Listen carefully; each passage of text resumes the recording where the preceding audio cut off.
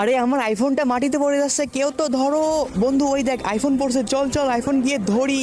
এই যে এই কাপড়টা নিয়ে নে বন্ধু, এবারে তাড়াতাড়ি দৌড় দিয়ে চল, ওই আইফোনটাকে ধরতেই হবে, দৌড়তে দৌড়তে আই যা পড়ে গেলাম রে, মাজার হাড়টার সব ভেঙে গেল। বন্ধু আমাদের হাল ছাড়লে চলবে না, আইফোনটাকে ধরতে হবে, ধরে ওই মেয়েটাকে পটায় নিতে হবে আর আমাদের গার্লফ্রেন্ড হয়ে যাবে।